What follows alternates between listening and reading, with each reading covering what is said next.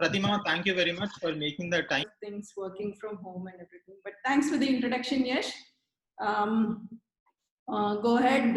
Any question? I will try and answer my best. And it could more be like a discussion. A lot of times we can agree to disagree also. So go ahead, Yash. I'm ready for you. So we'll start with, because I'll tell you the group that we have right now, Pratima, on this call. When I went through the registrations, we had about 60 to 70 on the main Startup Grind website, and we had another 80 people who are joining in from engineering colleges. So we have a combination. It's largely engineers who are joining us. A bunch of them are founders, entrepreneurs, and there are few who are joining us from college. So they are also looking to figure out how UI and UX can be a career path for them. So my first question is, you started in as a EC engineering student, and then you did your master's in computer science, and then you got into UI UX. How did the transition happen? Like, what was it something that you always knew you wanted to do, but you were forced into engineering, or what was the journey like? Okay, interesting question, yes. Like any other middle class family, we, at least when I was finishing up my 10th, I only had 2 options, or at least those were the options that my parents showed me, engineering or medicine. For good or for bad, I kind of felt engineering was, you'll finish it off in 4 years and then you can have a lovely life. You don't have to struggle a lot, things like that. And I got into engineering, and as usual, the rest of the crowd around me said EC is better than computer science at that point. And me being me, I nodded my head for that. I got into Siddhartha. And the first year went fine because they were all general subjects. But in the second year, when they were doing electromagnetic theory, then I realized that, that is not for me. So, and I slowly started developing passion for computer science subjects like data structures, algorithms. They covered a few subjects, C, Java. I enjoyed solving those problems rather than trying to figure out what a resistor is and what a transistor is, and it never got to my head. So I think by end of third year, I kind of knew that I wanted to get into computer science. So I figured out that is where my passion lied. So I started applying for universities in US, got into Cal State, and did my master's. And like anybody else, I joined the rat race. The task fell down. I figured out, I had joined one of the corporates, PeopleSoft first, and then jumped to Synopsys. Destiny showed me, that I have to move back to India. I moved back to India. And at some point, I had my second child, and I decided to stay home. It's not my cup of tea. I could not stay at home. Then I joined Devami as a part-time person. I was supposed to be only working for 4 hours. They, seeing how I was solving problems, they wanted me to, join the design team. And I loved it, and that's where my journey began. So it was accidental. My jumping to computer science was a choice. Design happened accidentally, but I love it. So, I mean, there is no formal. There are a lot of people who come into design with a formal education, right? There is the National Institutes of Design, and there are several organizations that teach design in a very formal way. Did you have any formal background in design, Pratima? No, I didn't. I didn't have a formal design. So this is interesting, right? For a lot of people who are studying, and I come from building an EdTech app for engineering students, but we, from the formal education standpoint, now you are making your living out of something that you just studied by yourself. How did that happen? Was it just experience? What was your main source to learn? So main source, I started reading a lot of books and design for everyday things, and I read a lot. So actually, when I joined Devami, I joined in the dev team as a dev architect to begin with, and helped them, design the architecture of the applications that came in at that point. But the founders at that time figured out that I could solve problems with a very different knack to it, and my approach to solving problems was different. I could get into a lot of nitty-gritty details like edge cases and stuff, and I think they figured out that I was really good at research. So that's when they asked me if I could, if I'm interested in that, and I joined the team initially, and I started loving solving the problems. And then I figured out, I read a lot. So over a period of time, I learned everything on my own. To be honest, like other, you might be meeting a lot of design leaders out there who would be using a lot of jargon. I might come out as a person who might not use as much jargon, but the passion led me to be what I am today. Okay. So how do you define UI UX, Pratima? What is good UI and UX? This is always, I mean, everyone has their own definition. So I wanted to start, the topic oriented discussion with the definition that we'll be working on. So UI, UX, like if I have to come up with a logical answer, it would be the way you're solving a problem in a very simple and easy way for your end users. That's a logical answer. If you ask me from my heart, it is the soul of any application. So. Okay. So here is the main challenge. I'm asking you my questions first, and I'll let others ask their questions. So we are living in a world where we are competing in terms of design with the global players, right? People today are using WhatsApp, which has I like the UX and UI in WhatsApp. Same with Instagram or any of these applications. They have a lot of money to burn, and the European design has always been considered to be a very minimalist and lean design. The kind of combinations that they are using, and they've kind of set the benchmark for design across the world.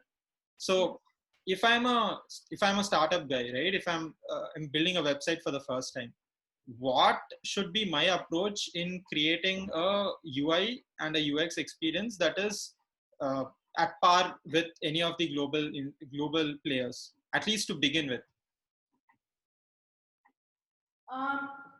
So first thing is use cases. Yes, you need to know.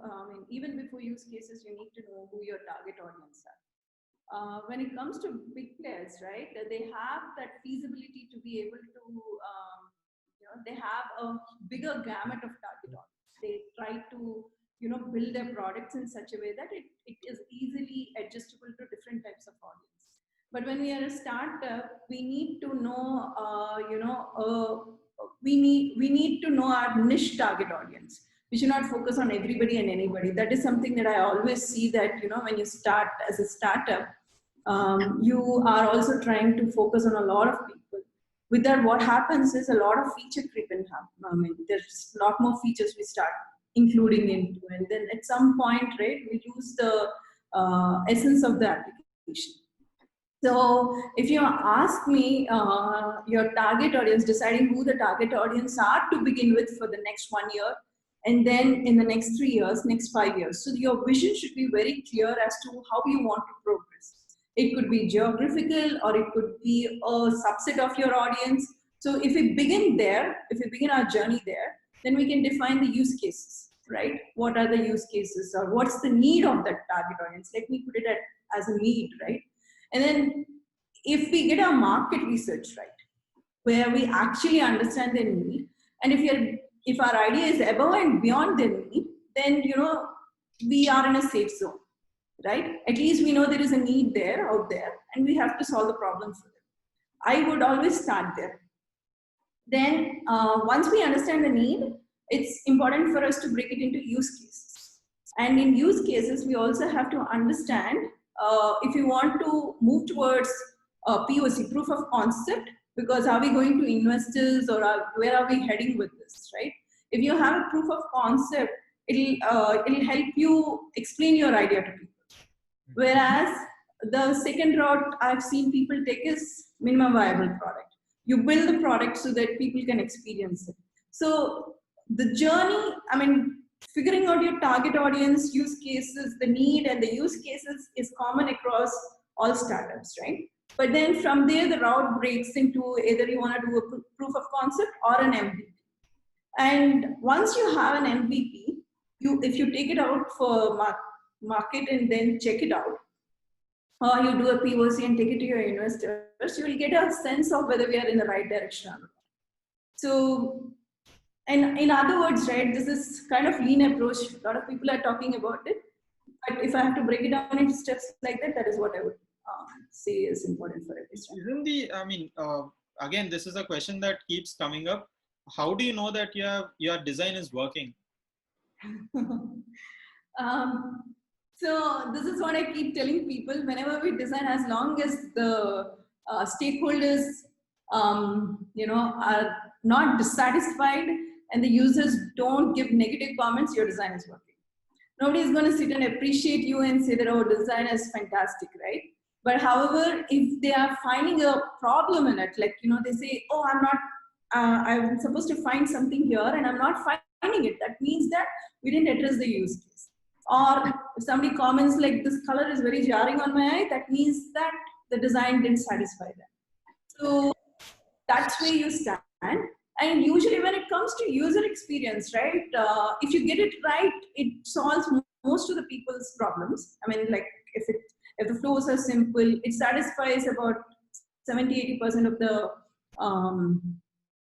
what I would say is, as long as they're happy with 70-80% people are happy with your UX functionality and flows, you're in a safe zone when it comes to UX. But UI is very personal. So what color I like, you might not like it. So that's the whole point of we having so many colors and, so many wide variety of things outside also, right? Not from UX UI, but from other point of design too. So as long as, they're clear on the eye, your branding goes out well, I think you're in a safe zone. So your point of view, Pratima, if I get it right, the approach to UI and UX shouldn't be of finding one best or an optimal point, but it's a region in which you have to lie in a way that the user doesn't feel a jerk in the process. Is that right? Exactly. He should not feel a jerk. It should be seamless. It should be the app, the design should just be integrated. He should just come there, come to the application, get his task done like that, and he should move on. So that's the impression. As long as you can do that for the user, you have done the job right. Right. So this reminds me of PC Sriram when he was asked what is good cinematography. He said that the audience should not see that there's a camera when he's watching a movie. It has to be so seamless. So if I give a particular problem statement and a particular audience and a particular solution to be built to two different UI UX engineers, they could still come up with two different solutions. And I think what you are trying to say is both of them could be right. Both of them could be right. In design, right, there's nothing called right or wrong. Yes, you can sometimes call out certain patterns to be a wrong approach for that particular target audience. The usual examples that I give is like, let's say, elderly people. If you're designing something for elderly people, they need things to be laid out very clearly for them. I'm 100% sure we have seen a lot of our parents, in fact ourselves also, when we are not able to fix something, we go and restart everything, right? So we like to start it from scratch. Mm-hmm. And when you hide the information for them, they get very anxious. So it should be a very clean step-by-step thing for them, where it's almost like peeling a banana, right? And making it very simple and very clear for them. There, you should not worry about to finish this job, how many clicks am I taking? Because if the elderly people need so many clicks, you better give it to them. But it has to be broken down into single steps and be very clear and say, do you want to do this or this? If they click something, then do this or this. So it has to be very clear for them. Whereas if you do the same for children, they'll get bored, right? They like adventure, they like fun, they like you hiding stuff. They like going and discovering it. So Whereas if you take an IT professional, they might not worry about overloading of information. Some of the applications, right? You have so much of data on one page, but they are not concerned about overloading of that information because they want that information. Whereas you can't overload elderly person with a lot of information because they will not know which direction. Mm-hmm.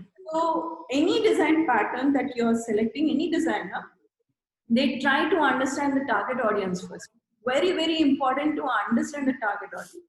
Even elderly people in India might be behaving very differently from elderly people in UK, US for that matter, right? So a lot of factors come into picture when you're designing for that target audience. And if you're aware of them, right, design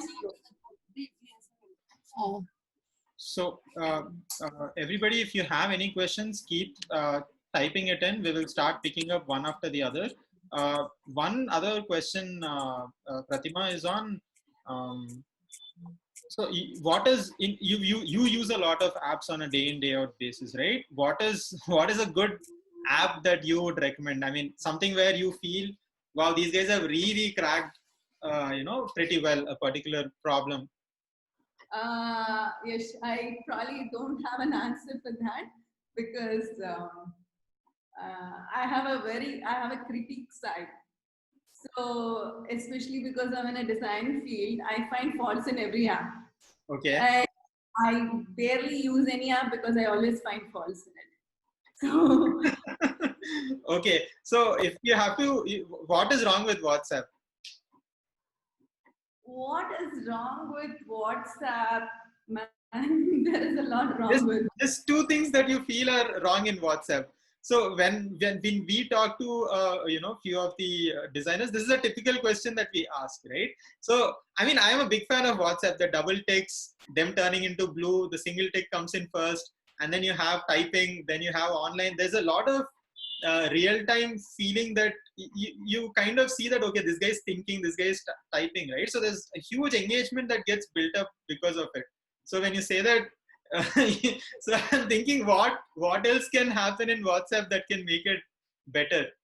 So WhatsApp, right? I mean, from a philosophical point of view, not from a design point of view, I'm not. I mean, okay, you put me in the spot. I usually don't criticize applications in public because some designer would have designed it, and I have huge empathy for the design world out there, right? And you don't know what brief they would have got, what stakeholders would have asked, why they designed it. There's so much, right? So I usually don't criticize the designs, but having said that, because you asked, WhatsApp has become addictive to everybody. Right. And I wish WhatsApp had a feature where they say that, hey, you have spent enough time on this app. Go, it's time for you to knock it off and go do your work. It's a huge problem at work. I mean, you get a notification and then people get onto it and you have 60, 70 messages, they scroll and then the mind goes in a completely different direction. You lose focus of the work. Even at home for that matter, people are on WhatsApp. And the way it gives you news, right?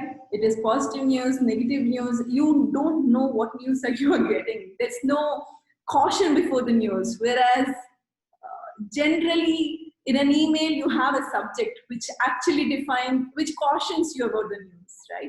Mm-hmm. So that's one disadvantage I always see in WhatsApp because I don't know what I'm going to look at until I actually look at the message.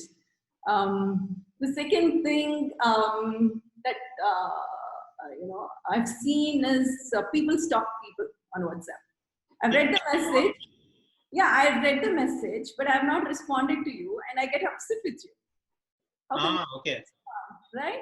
So I'm like waiting for you. It's creating that anxiousness in me, and I'm like trying to continuously stalk you because I'm trying to understand when was the last time you again logged in. And like I sent you a message in the morning, you were on WhatsApp around 5 o'clock, and you still, damn it, you didn't still respond to my. And what is that creating? A negative emotion in us. Whereas with an email, nobody expects that immediate response. Nobody knows if you check the email or not, right? So from my side, these are the two disadvantages I see with WhatsApp. Okay, I have not thought about it that way, but at a philosophical level, a lot of people, I mean, the big companies, Instagrams and Facebook, they pour if not hundreds of millions, at least tens of millions in getting user retention, right? One of the key metrics is, so you're against that philosophy at some level. Making it more addictive is bad, is your point of view? Making anything addictive is bad, yes. I mean, 10 years back or since 20 years back, we are fighting, addiction with cigarettes, addiction with gambling. There's law and regulations where, people define gambling. Literally, it is regulated by the government. Cigarettes, it has not got into regulating at that level, but then there is the tagline which says, there's a warning that is given, yeah. In about 20 years or 10 years from now, I mean, not probably 20 years, but it's going to happen pretty soon, where every app will have some tag on it and say you're getting addicted to it. And that is a must at some point.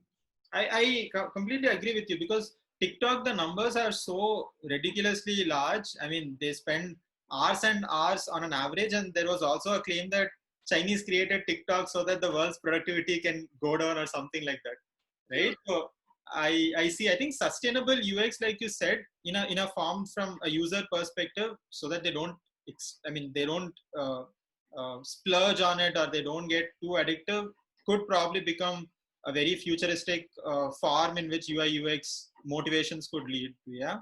I mean, it's not my prediction. I do see articles like the big guys writing about it, where they say that design will pretty much, with the AI, people collecting so much of our personal information, at some point there will be, regularization of design to at some point, and defining what is private and what is not, where should an app stop, where, it has the flexibility. I'm sure there will be legal documents out there, and there will be policies, government policies and stuff. So it's just a matter of time right now.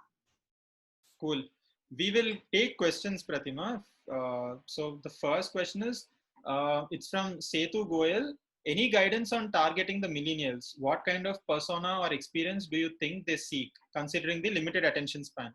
It's I think a very interesting question. So I've heard that the current attention span predicted is less than 20 seconds or something. It's in less than 50 seconds or less than a minute is what they say, keep projecting the number as. So, it's this question has just like, it has two sides of the coin. Millennials also have focus and attention. It's just about how passionate they are about doing that, right? Let's say if they're really passionate about something, they give that focus and attention. Having said that, are there distractions? Yes, of course. Are they getting distracted easily? To be honest, including me, I am getting distracted too easily because of everything that is going on around me, right? It's all because of the technology end of the day. I'm seriously working. When there's an email, you get a notification. If you have installed WhatsApp on your laptop, there's a notification. Somebody, is trying to chit chat with you on message, there's a notification. Slack has notifications. Literally everything has notifications. So when is the last time, at least in my case, right, if I have to focus on something, I do it either early in the morning or late in the evening, so that there is no other distraction. If my Wi-Fi is not required, I switch off my Wi-Fi and start working. Having said that, during my 9 to 6, my work is like that I'm needed. I have to be available for my team.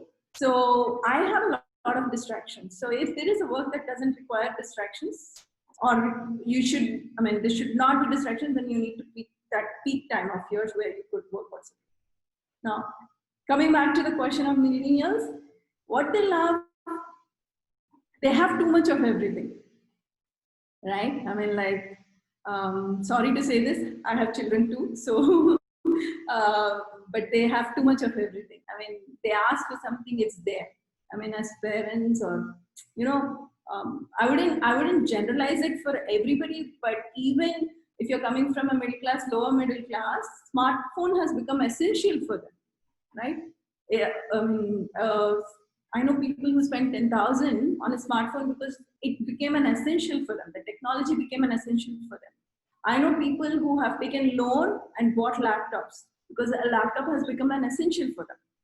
So I think they have been getting access to technology through which they started getting access to a lot of information, and they're not struggling as much as they used to.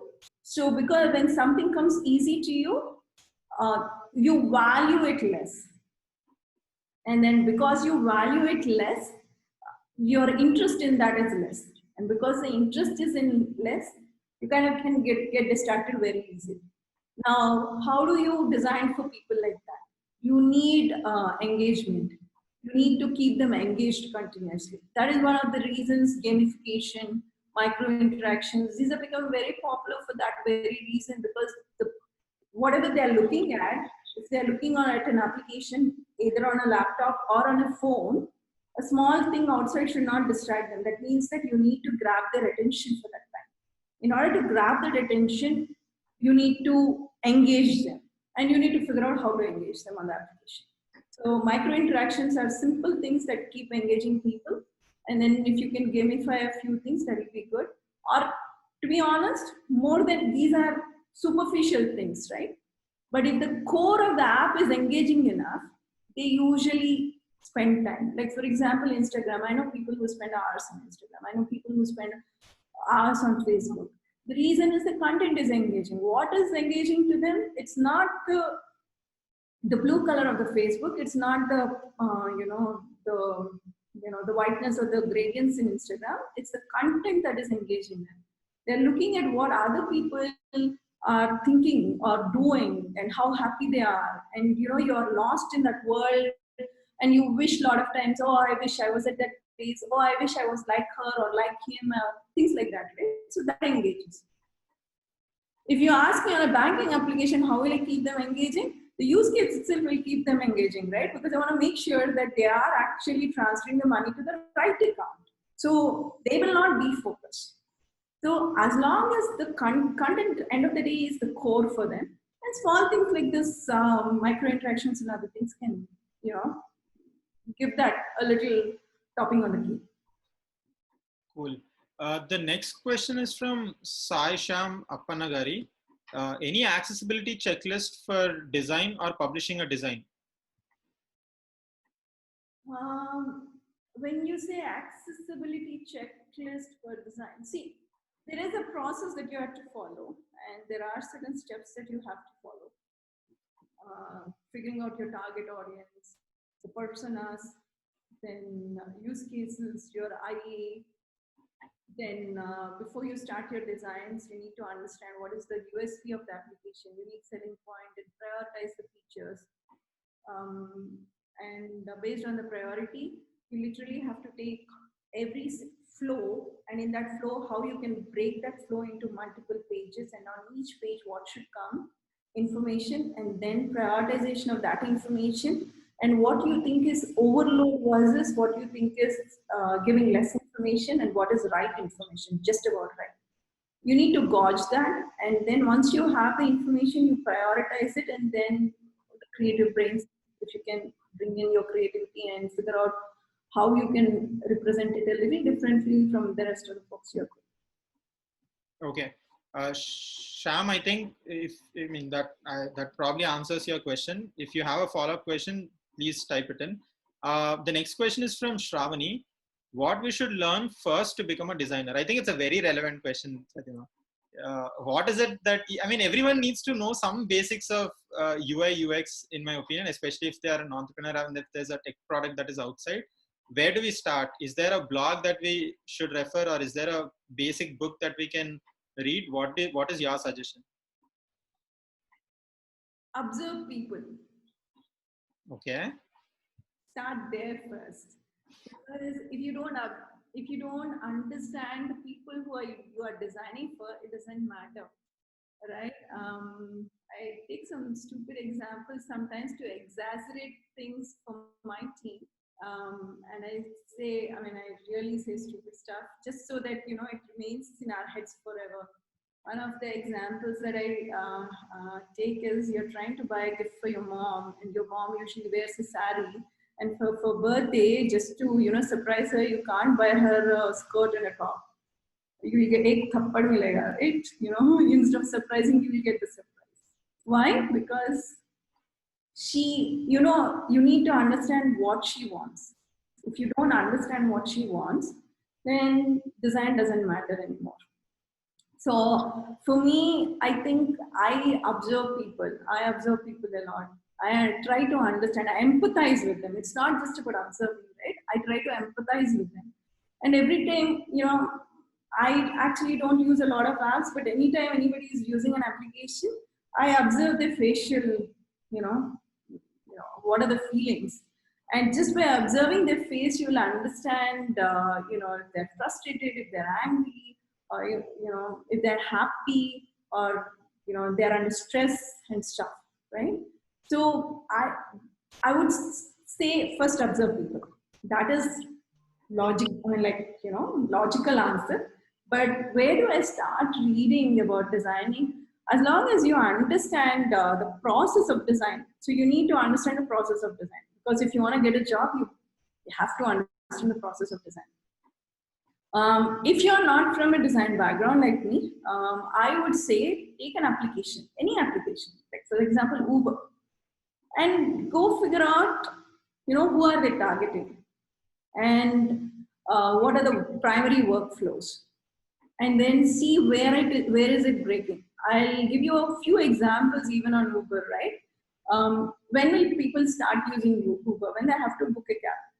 When they're booking a cab, sometimes they can be in a nice, fun mode, relaxed mood, and they can wait for a cab to come 10 minutes later. Even when they're filling up the information, they're good to go.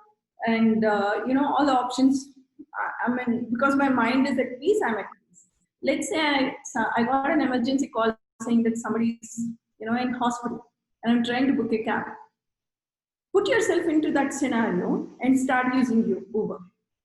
You'll find a few glitches there. Let's say you don't have money. We forget where the cash on, cash pay is, because you're in a stressful situation. You just don't realize that. So it can be designed. I mean, I'm not criticizing the design, but I'm saying if you think of that stressful situation and I don't have cash, and now you're asking me to first go, get some cash, put it in Uber or Google Pay or whatever, and then, then only you'll be eligible to book a cab. Maybe it can be changed a bit. Again, I've been in that situation, yes. It is a business decision at that point, but having said that, you could also quickly include that you don't have enough cash. You just want to, you could show it there, saying that, you want to pay cash when you get dropped off or something, like, make it more engaging to the user, make it personalize it a bit more, rather than just saying, hey, you don't have enough money. Okay. So small things like that. So if you ask me where do I start, I would always say take an app, figure out the target audience, you do your own personas, write up the use cases, understand how a user would behave in those scenarios when you write the use cases, and then go start using the app and be a critic and find faults in it. Then again, go redesign all those pages. That would be the most practical way. Because end of the day, if you're starting reading, right, there are thousands of books out there, and nobody can finish them in this lifetime. I mean, with so much going on in our lives. And if you read a lot online, and especially if you go to blogs and stuff, you will get a perspective of those designers, but it might not be something that is applicable to you. Mm-hmm. Shravani, I hope that you got your answer there. I think you, like you rightly said, there is more to be reflecting and figuring out how the process works. But where is the basics that can be picked up? So you keep saying personas and experiences, right? But that is a generic framework in which most designers work, is it? Yeah, the process framework is generic, yes. I mean, there will be the tools that they use, or how, like for example, if you want to prioritize the information, there are n number of methods. And people talk about a lot of methods, card sorting, or this, that, or heuristic analysis, where you're trying to understand what the stakeholders said and what the actual users are saying, map them, find the differences. There are enough methods out there, right? those you get into depth after a point. Mm-hmm. And I'll be honest with you, in the service industry or even in the design industry, you hardly even get to interview users to understand their need, right?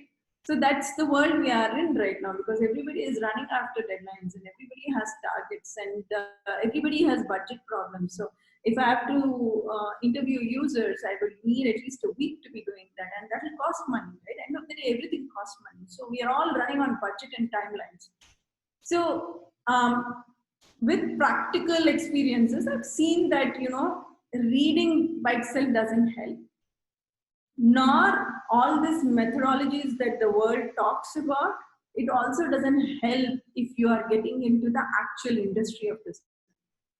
They create awareness for sure, you know, and they are there in the back of our mind, and we don't probably thoroughly do it, but then since we are aware, we do it in glimpses and glances and figure out, okay, this works, this doesn't work.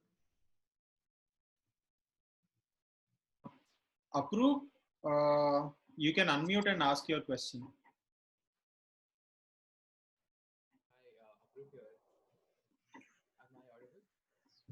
Apurv, I can't hear you. Am I audible now? Your voice is still low. Okay, just give me 1 second. Am I audible now? No. You can go back to the next question. I'll figure this out. I think now you are audible. You can continue speaking.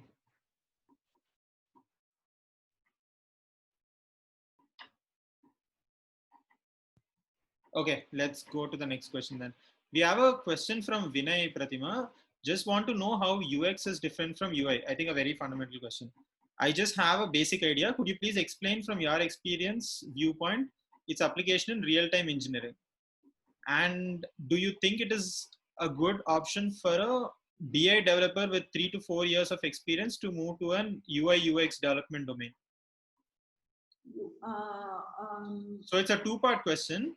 The first part is the difference between UI UX. How is the differentiation and its application in real-time engineering? The second half of the question is for a BI developer, business intelligence developer with 3-4 years of experience. Is it what is your opinion on UI UX development being a new domain? Okay.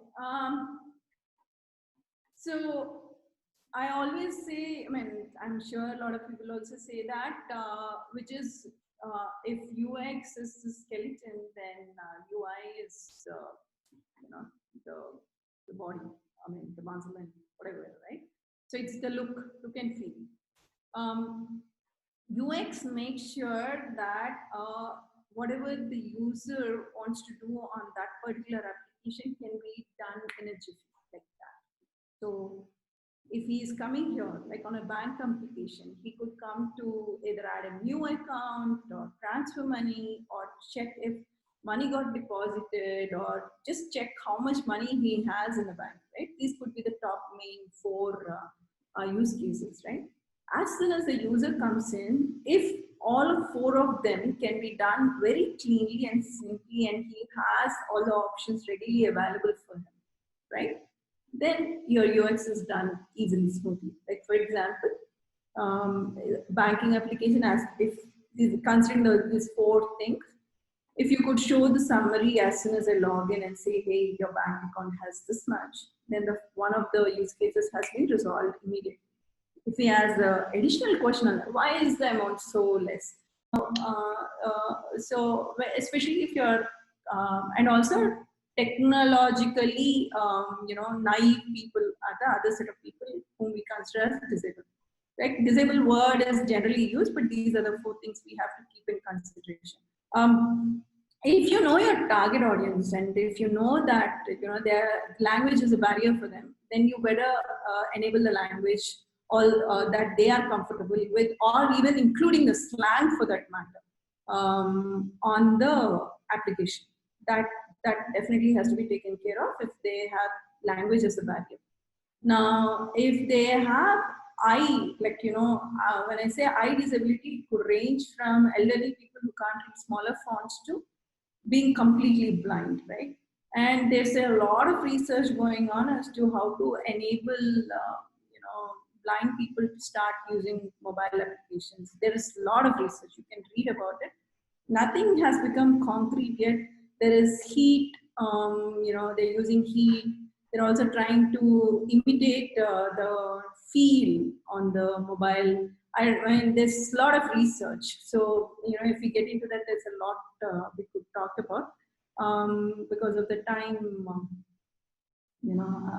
running short of time. So there is a lot of information out there. There's a lot of research being done by a lot of people out there. So I recommend that we read that. Now, when it comes to hearing, it is definitely not, unless the application needs sound, you need to figure out wherever it needs sound, you also have a balance for it. Especially this comes with voice integration, right? When you are integrating your application has voice integration. Siri or something speaks to you, you also have to show the text there. So there are already patterns out there. Now, I think I talked about all disabilities that in context of technology, right? And the other one is naive, technically naive people. We already talked about elderly people and how to make sure they feel comfortable on your application. We already talked about it. So I think I answered the accessibility listing and issues question. Yes, I need your help to figure out what the next question is. So that's about rating on UX experience. Are there any tools that we can use to figure out how good their user experience is? As of today, there's nothing. It's who asked this question, a guy or a girl? Naresh. Naresh, it's as good as asking you and your friend if you like Priyanka Chopra or Aishwarya Rai. It's your personal choice, and I mean, I'm taking it a little informal here. Beauty comes into picture first, and that's where the UI design comes into picture. It's the first thing, right? And you either, I mean, the minute you see them, Deepika Padukone also for that matter, and you look at them, you feel wow about it. But then you start judging their acting skills, how well they're acting, and how involved you are in the picture. And then you start forming your own opinions. Now, you and your friend, you sit across each other and you start saying, I like Aishwarya Rai for this. He will start contradicting you and say, I don't like her for this. That is what design is all about. So, I mean, I'm sure in about a few years, you will probably see some tools, but your idol is your idol, your friend's idol is his idol, right? Beauty lies in the eyes of the beholder, holds very true with design too. Great, cool. Hey, thank you, Pratima. Thanks a lot for sparing your time. We went off the mark a little, but yeah, it was quite an involving discussion. So I hope everyone had a lot of fun. So there are a few service messages that I'll just give out before we close. One is we have a lot of next events coming from Startup Grind Hyderabad. There is one by Mr. Rajat Oja, who is the developer of the first Indian game that went on to Sony and made a lot of money. He's coming in on 28th, so you can check out Startup Grind Hyderabad page for more information. We also have Dr. Kishore, who's coming in for company valuation. So he's also a terrific guy if your startup needs any valuation advice or anything to do with, what do you do to ensure your balance sheet looks better and your company value is projected better. So somebody who's looking for investment advice, I think you should definitely attend that session. There's one more that we are finalizing, which is by a German Indian who's in Germany, who has built a healthcare tech company, which is pretty good, which is helping a lot of cancer research companies go further. So he's considered he's built the Google for healthcare. We are in the last steps to finalize that event, and I think it's going to come out on 21st. So we'll also put that up and you can check it out. Last thing is, we at Startup Grind Hyderabad, you know that we are pro bono. We don't charge anyone any money to do what we are doing. So if anyone is interested in volunteering with us, if you guys want to shape up your design skills, you can come experiment with us. The community is very forgiving. You can try out several things. We can try out some design ideas that you have with us. it'll be a good opportunity for you to meet the community more often and give back something, right? So anyone who's looking for learning and to have fun, please do drop us an email. You can find our email IDs on our website. So just drop us a message and we will definitely come back. Can do something more. So that's pretty much it. We have something called as breakout rooms in Zoom that we want to try out, which will put six people or four people into different buckets. If you guys want to stay back and meet some people, please do stay back. I'll be there till up to 9 o'clock chatting up with few folks. So if you're interested, you can join us.